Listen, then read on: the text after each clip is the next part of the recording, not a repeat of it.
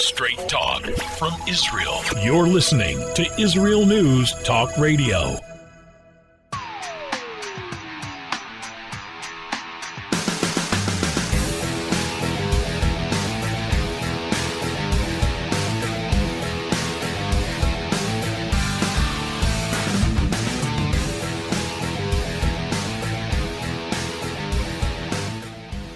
Jews and Israel under a Biden administration.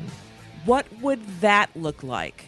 Well, for the people who voted for U.S. President Donald Trump to continue being the U.S. president, whether you're in the States or whether you're an American citizen outside of the United States, I imagine you must be devastated. And I imagine also that many of you are happy that the president is fighting the election results where he believes there has been fraud taking place. But let's go, just for pretend, to what the media has deemed is the next president of the United States. And let's say that Biden is indeed going to be the next president. What would it look like for Jews and Israel? Because we have to remember that whoever the president of the United States is, it doesn't only affect Americans, it also affects the world. Let's remember, whoever the president is going to be also deciding foreign policy. And people look at America as many still look at America as the policeman of the world. Can America be trusted? Can America be trusted under Trump, or can it be trusted under Biden? There are two different opinions. For Israel, I believe I can speak for the majority of the people who voted here, and that would be vast majority voted here that are American citizens, Trump. And they believe that Israel is much better off under a Trump administration, and in fact are perhaps even quivering in their knees what is in store for us here in Israel with a Biden administration. Will the Arab countries that just made peace with us continue in this way, thinking that America has their back against Iran? Or with Biden coming in and wanting to bring back the Iran deal and boost Iran's economy, et cetera, will these countries now feel threatened and think they cannot trust America, and therefore they may be backing out of peace with Israel as well? For whatever reasons, we don't know. And there are other countries as well that don't have to do with Israel, but have to do with their relationship with America. Where will all of this take us?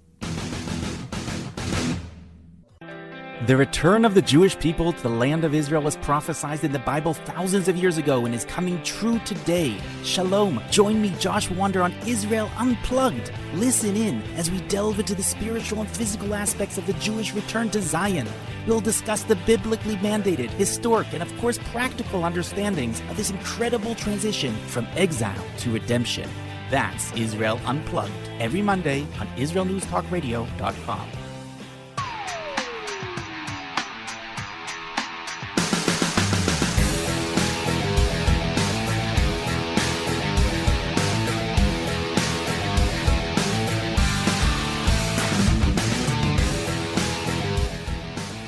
So what would it look like for Jews and Israel under a Biden administration?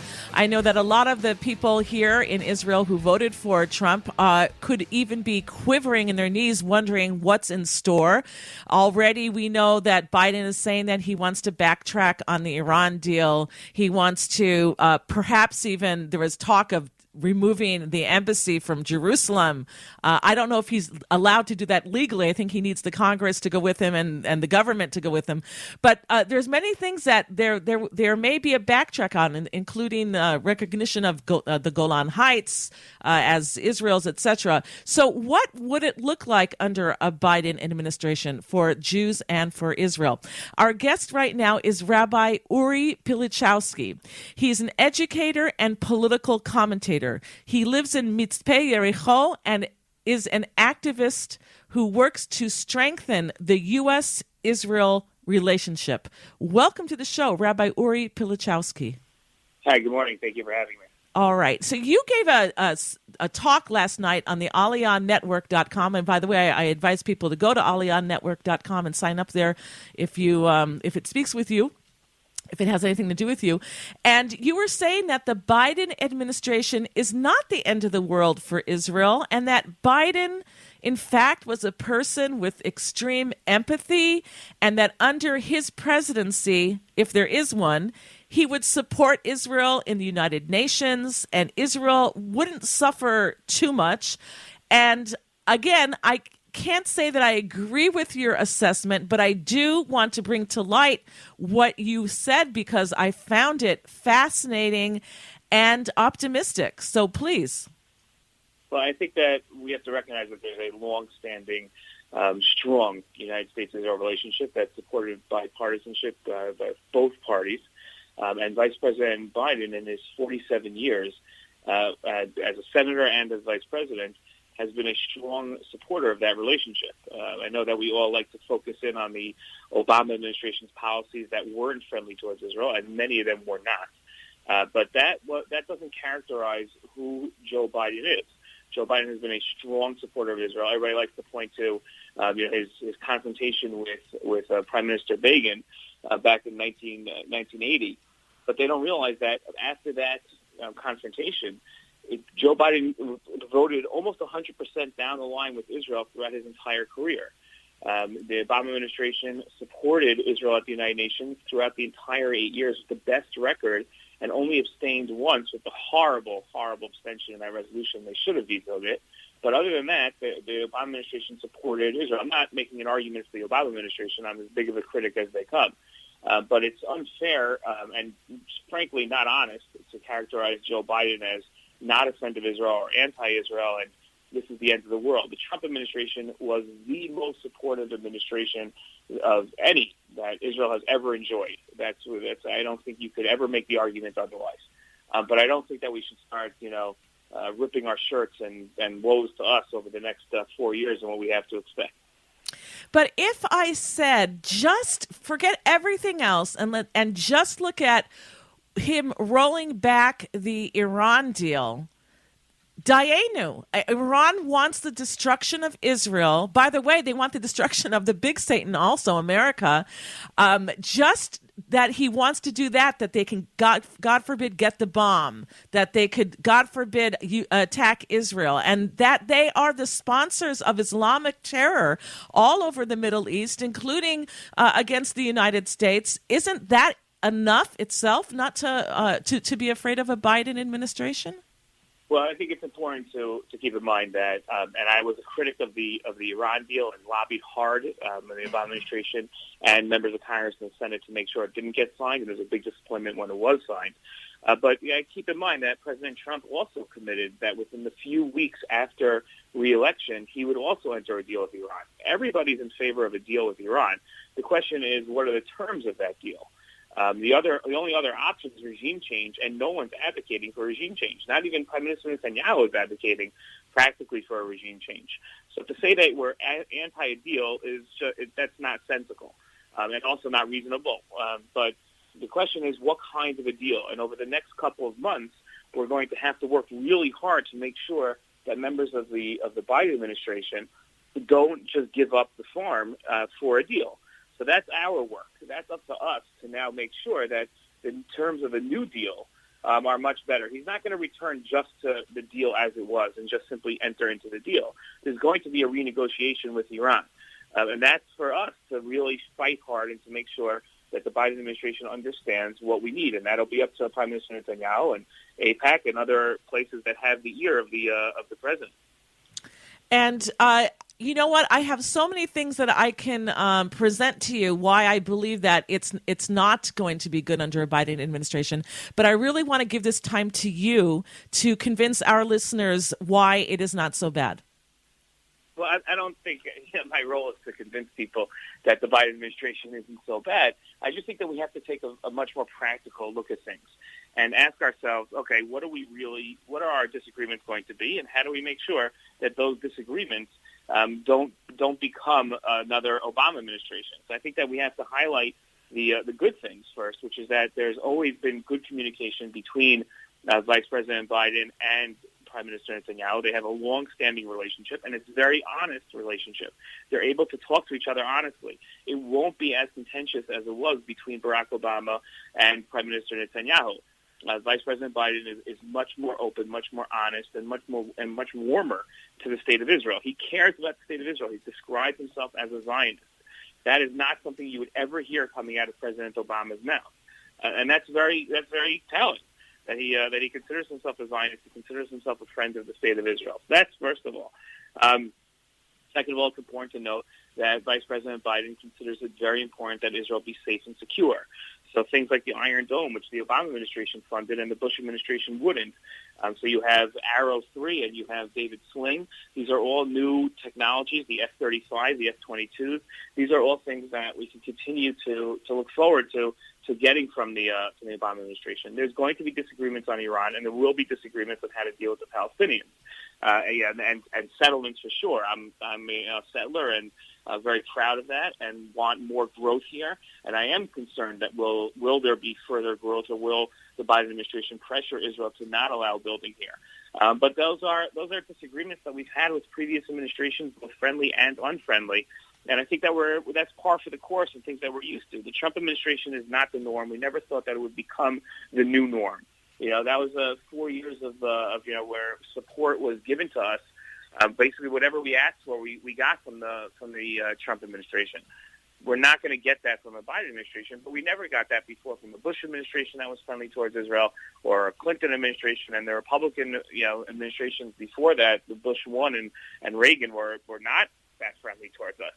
So this is par for the course, and I don't think it's the end of the world. I think we just have to learn how to deal with it practically, and keep up the warm relationship. I think we do ourselves a disservice by saying that the Biden administration is going to be horrible. I think that's not fair to the Biden administration, and I think it doesn't help us and doesn't put us in a good position when we start coming out like that. But, many people believe that Biden, being his age and his mental capacities today, they don't have much trust. They think that he's basically just a hand puppet with someone else up the sleeve there controlling him, and they say it's the radical left. You've got Harris, who's behind him. They're already talking. It's one of our listeners right now is messaging us saying that they're already talking about the 25th Amendment to be able to oust him and then perhaps put in Harris. And she's one of the most progressive people that we know.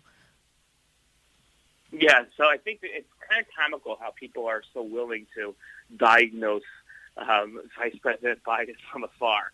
I don't know. I'm not trained to do that, and I think that we sort of live in this movie of the 25th Amendment. They did it to President Trump, and they said that his cabinet was going to pull the 25th Amendment on him, and now they're saying it about Vice President Biden. I wish him the best of health, and I hope that nothing ever happens to him. And I think that anybody that does promote these theories has some serious issues to deal with about diagnosing elderly from afar and elderly abuse. But it is true that Senator Harris was the most progressive member of the Senate, but she was also one of Israel's best friends in the Senate on the Democratic side. Just because you're progressive doesn't mean you're anti-Israel. I encourage everybody to look at a new congressman who's next to AOC named Richie Torres, who's as progressive as they come. He's an African-American gay man. At the same time, is also one of the most pro-Israel incoming freshmen in Congress. Progressive doesn't mean that you're anti-Israel. A lot of progressives, unfortunately, are anti-Israel. But if you look at Senator Harris's record on Israel, it is not AOC or Ilhan Omar or any of these people that we look at and shudder. She's been a friend to Israel. I remember the first time I ever heard her speak was at the AIPAC Policy Conference to 2,500 students, and just being mesmerized by how pro-Israel she was. The people that I know in California that know her personally say that she's a dedicated friend to Israel. I think that she's gotten painted, unfortunately, with this red mark of being anti-Israel because she's progressive. But I don't think that follows through if you look at her record on Israel. I don't have time to rebuttal that. Just saying that people who support the Palestinian Authority, the PLO, which is a terrorist organization, doesn't seem like a friend to Israel to me. But okay, I'm listening. And you also said that he's empathetic. We have about 10 seconds. Talk about that. Okay, he is empathetic. Read his book on his son. But President Trump offered the PLO $50 billion. So I'm not so sure we should say that people that support the PLO and the Palestinian Authority aren't our friends. That's not a good metric. Okay, and he did that in a deal, assuming that there would be peace. But okay, I accept that. Very good.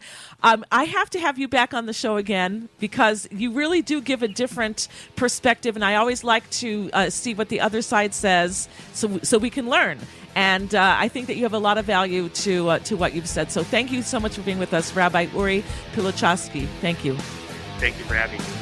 When we get back, more on the Iran deal and what may happen. We'll be right back. Hi, everyone. This is Andrea Siminto from Jerusalem, inviting you to drop everything and join me on my show, Pull Up a Chair. We'll visit this week's quirky stories, meet fabulous guests, and discover my Israel. Together, we'll laugh, shout, and explain the topics that make us say, hey, we've got to talk about that.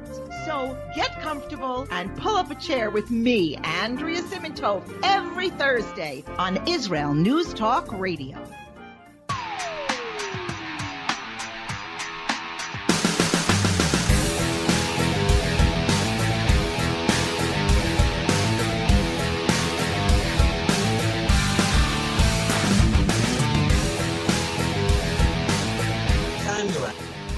All right, we are back here at the Tamar Yonah Show on IsraelNewsTalkRadio.com, and our next guest is Aaron Braunstein. He is a former U.S. Foreign Service officer. He's worked in Washington, Egypt, Tunisia, and Muslim West Africa for 30 years as part of the United States Foreign Service.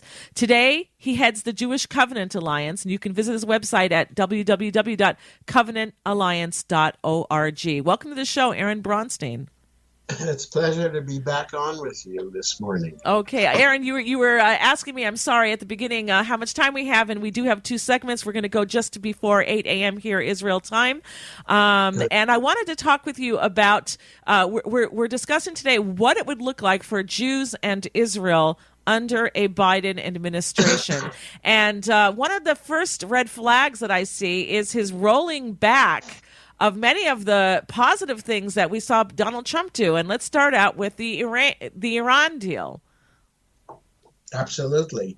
There's a definite danger that a return to the Obama policy, the liberal and left mindset for dealing with Ayatollah Iran. I always like to specify Ayatollah Iran, because we're not against the people of Iran, and hopefully there can be a resolution and a change in the government.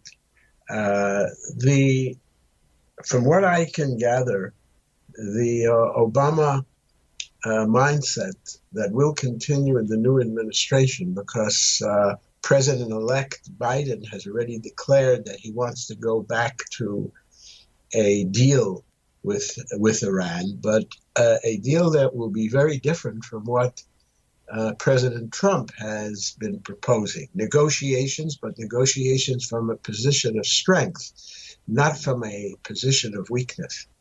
And the background for all of this, I must say that whatever one thinks of President Trump or President Biden, there are some underlying factors that have to be taken into consideration at the geopolitical level, at the world level, that go way beyond what might or might not be good for America internally.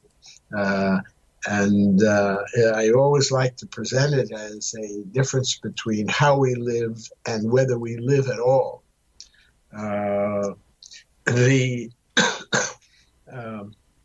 The factors on the ground are the Iranian or Tehran meddling in the U.S. election campaign that just ended. Number two, expanding cooperation with North Korea, the entire framework for terror that that Tehran has established in the Middle East and beyond, all the way to Venezuela. through Hamas, through Hezbollah, through Syria, through Iraq. Iraq is the weak point in Western defenses at this point. And within a background where it would appear that increased sanctions are not working. When President Trump came into office, some people were saying, what is the answer if sanctions don't work? It has to be dialogue. You make peace with your enemies. But the answer that President Trump gave was that if X amount of sanctions don't work, then you go to X plus sanctions. And the administration of Washington has just done that, another ratchet up of sanctions against Iran, which is a very good sign for the next 2.5 months. People should realize that even though there is a president-elect at this point, he does not take office until January 20th. So there's 2.5 months, which I call a window of opportunity to maybe change the playing field vis-a-vis Iran. But the greatest danger right now comes from China. China is already in expanded negotiations with Iran on military assistance. And if that relationship continues to grow on the world scene, then it's going to be very difficult to deal with Iran. They will have a Biden, I almost said Obama administration. It's not the same. Excuse me. Some people talk about Biden's long-term good relationship with Israel, but when push comes to shove, the question is going to be as to what degree of greater concessions will a Biden regime be prepared to make vis-a-vis Iran than any concessions, if any at all, that a second Trump presidency would have undertaken. And it's really very much a psychological mindset and the difference between these two administrations. I fear, it's really very much a question of level of fear that one has and level of concern that one has. The Biden administration will too easily look on the expanding Chinese and Iranian connection as a reason to try to disconnect Iran from China. But it won't work because Iran's trump cards are for an expanded Chinese relationship with China. And then, of course, with North Korea. People, I mentioned on one of your previous programs with me that the geopolitical fact of the difference between the capital of North Korea and Los Angeles as far as missiles fly, and the difference between Tehran and New York is the same. Each set of missiles able to go around the world in the other direction.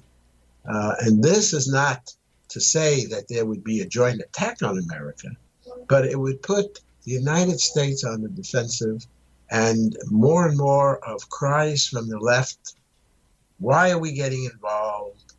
Let's take care of our own problems at home, Qur'ana, social justice, everything else that goes with the agenda. And paradoxically, you could have an America First policy coming from the left. It's not at all inconceivable. And then America goes back into what I called inglorious isolation, and the world is left to to fend for itself. So how would that a world- affect the peace that we've seen taking place here in the last several months under Yes. Trump? How would that affect that? Thank you for mentioning it. There is a big question as to what kind of argument the government of Israel can make vis-a-vis the Obama administration to continue to ride that wave, to encourage more and more Muslim and African states to normalize relations with Israel. In each case, it doesn't have to be full exchange of ambassadors, and at the same time, encourage more and more states that do have relations with Israel to move their embassies to Jerusalem.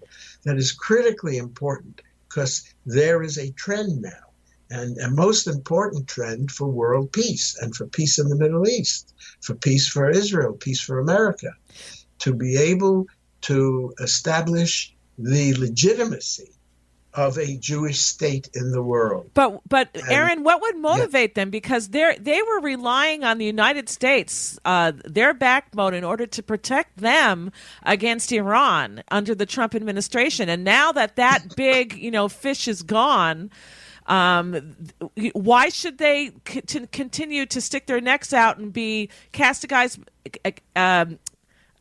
Too early in the morning for me. By other Arab nations that don't have peace with Israel, when they can't even be assured that under a Biden administration he's going to have their back against Iran. Mm-hmm. Well, it plays both ways. What you say is very, very true and a danger, but it can also play in the other direction, especially for the Gulf states. There's still others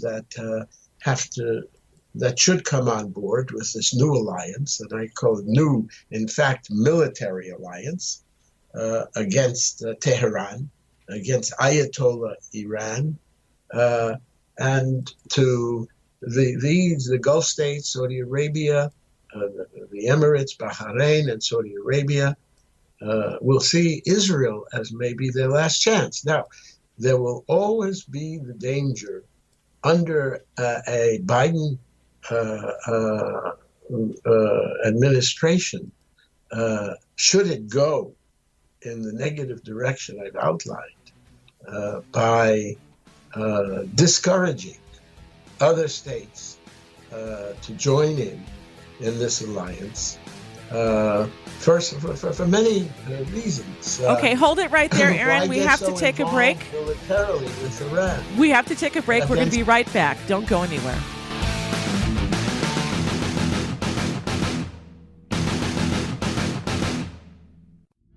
Are you interested in transforming your life, drawing closer to the Creator, and uncovering the deeper meanings and hidden treasures in the Hebrew Bible?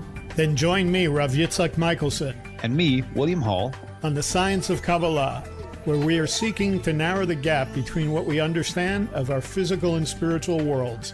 So make sure to tune in every Tuesday at 5 p.m. Israel time, 10 a.m. Eastern Standard Time, here on Israel News Talk Radio.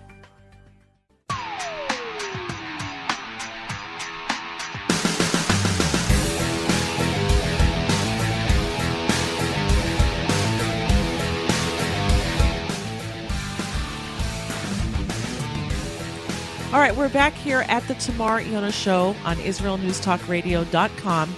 And our guest is Aaron Braunstein. He's a former U.S. Foreign Service officer, and he is talking to us about what it may look like under a Biden administration, if indeed he is elected to be the president of the United States. Again, we still don't know because Donald Trump is still fighting this in courts. So it may take another several days at least until we know for sure. But we're trying to understand so we can be prepared. And is it really so dismal as it seems to Trump voters, or is there some light at the end of the tunnel? I can tell you personally, I am very weary. Anybody who wants to make to roll back the Iran deal that it was under Obama. Anybody who wants to bring back the two-state solution and empower the PLO under the Palestinian Authority, or which is the same as Palestinian Authority. Anybody who wants to perhaps even take back the recognition of Jerusalem as Israel's capital. I personally see it as very dismal, but we're having different views on here today to present them to you. Perhaps it's not so bad. Perhaps I'm just being oversensitive. I don't know. So you were saying that, Aaron, that Biden would make a deal with Iran, but not necessarily the same deal as Obama did. You're also saying that we do have to be careful with Biden for Americans when it comes to China. And, I would put Iran in also because Iran's always screaming, the big Satan, death to America. That's what they're saying. And you talked about other things as well. So where would you like to take us in this segment? Yeah, I think, excuse me, morning cough, where we left off with regard to how the Arab Sunni states on the Gulf will react depending on what kind of signals they receive from a prospective Obama administration. The danger is that Saudi Arabia may sort of back out of it, because one of the issues is going to be as to whether, when push comes to shove, the United States, with all its power, is ready to stop Iran from continuing to increase it. And I say increase its nuclear military potential, its nuclear military capacity. Because actual breakout can happen from 1 second to the next. And you don't want to be in a situation where Tehran, Ayatollah Iran, presents the world with fait accomplis, such as the ability to use a nuclear weapon, an ability to deliver such nuclear weapon. And I would fear that since Washington may turn out to be very gun shy of any military confrontation, that countries like Saudi Arabia and Bahrain and the Emirates will back off and try to reach some kind of compromise with Tehran. But there is no possibility to compromise with Tehran. And therefore, much depends on whether the Netanyahu government can start right now, right this second, to work with the various actors to be in Washington. Whatever happens, there's probably going to be changes in a Trump administration if he prevails. And the actors, the power leaders in the Gulf, to hold firm and to not have weak knees, and to persuade America that breaking the Iranian-Chinese cooperation is not by concessions to Iran, but by confronting Iran up front with regard to its intentions in the world, with regard to its terror activity in the world, with regard to its continued cooperation with North Korea, and to persuade to any administration that will be inaugurated on January 20th that it's a different world today. The old paradigms for peace have been proven to be failures, that you don't reach peace by concessions, but you reach peace based on common interests and on geopolitical realities. And therefore, the Gulf states and Saudi Arabia have come closer to Israel, whether on the table with signed documents or under the table. Hopefully, if we can test the current alliance and show to Washington that it's holding firm, then Washington really may have no option but to remain a part of it and not to back off. And these are issues of world war and of world peace or world war. And what happens in the Gulf and what happens at the bottlenecks in and out of the Gulf. Let me ask you this, Aaron. Do you believe that Biden's foreign policy is akin, more or less, to Obama's? No, I don't think so. I don't imagine that Biden would make another trip to Cairo and give a talk in Cairo saying, we've been at fault and you've been at fault and let's kiss and make up. And the only thing that the Middle Eastern mind draws from that is, Hine, finally, U.S. administration admits how they've been doing evil in the world. And so I don't expect to see in a Biden administration anything like that. But there are still some basic perceptions in the liberal mind and in the leftist mind that say things, you have to reach a compromise. But what else do you want? Do you want war?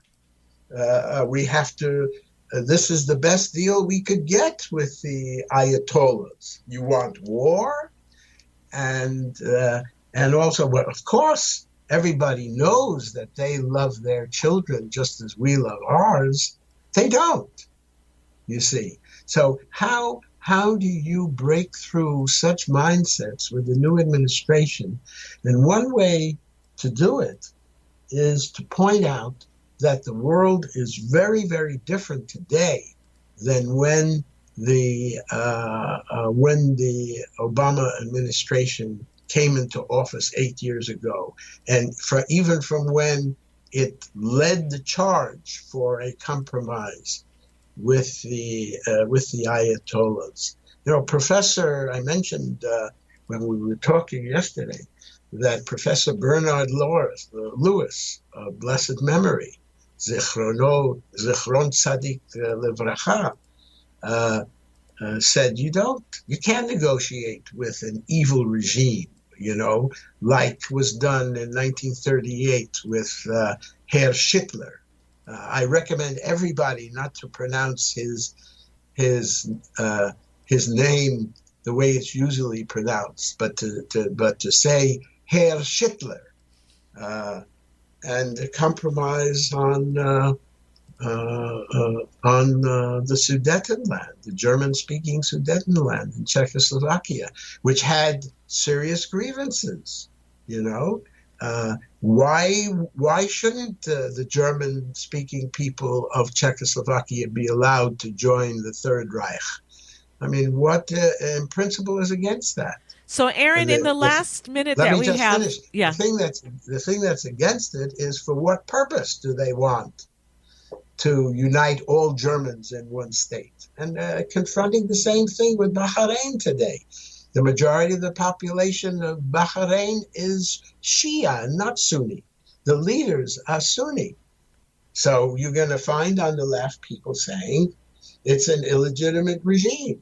They won't right away say that a Jewish state is illegitimate. They'll be thinking it, but they'll be pressing the fact that, for instance, that America is in bed with these vile dictatorships, Aaron? And without seeing the threat to the entire world by the big Satan, Iran. Aaron, we only have 30 seconds. In that 30 seconds, what do you want to leave us with in way of what Jews and Israel has to would look like under a Biden administration? Good, bad, 30 seconds. Well, I think it's going to be something very much in the middle, and it's going to depend a lot on what Israel, in terms of its diplomacy and vis-a-vis the Gulf states and vis-a-vis Washington is able to do to attenuate the basic psychological drives that lead to destruction, the basic psychological drives in certain segments that lead to destruction. I would ask people to go to our website, covenantalliance.org, that's Covenant Alliance, one word, and see how we deal with Iran, Ayatollah Iran, as I say, and to spread the word that it doesn't have to be. The light at the end of the tunnel is always there, but the question is, how can we better see it? How close are we to that light? Thank you so much. There's a brick... Aaron, sorry. Thank you so much for being with us, and thank you all. We'll be here tomorrow. Join us.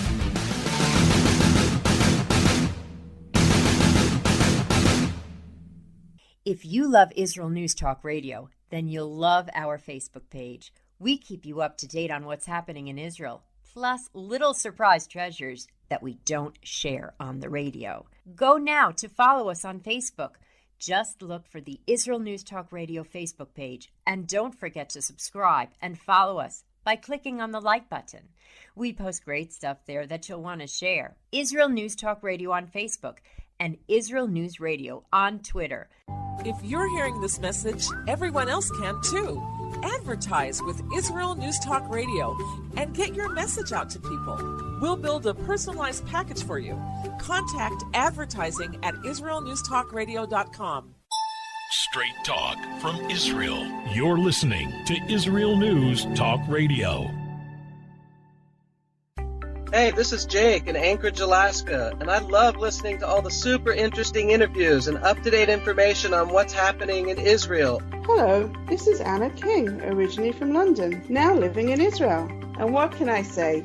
Israel News Talk Radio is my cup of tea. My name is Bhaskar. I'm from India, and I love listening because you get to know the truth and wonderful voices from this lovely country. Mom! Okay, wait a minute. Hi, this is Chava Dax, and I'm calling for the rolling hills of Ma'ale Adumim, just north of Jerusalem. I always listen to Israel News Talk Radio to get all the latest news and commentary and to keep me up to date every day.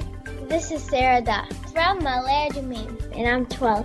I wish Israel News Talk Radio was boring so my mom wouldn't listen to it all the time. Mom! You're listening to Israel News Talk Radio. News, opinion, and more. You're listening to Israel News Talk Radio.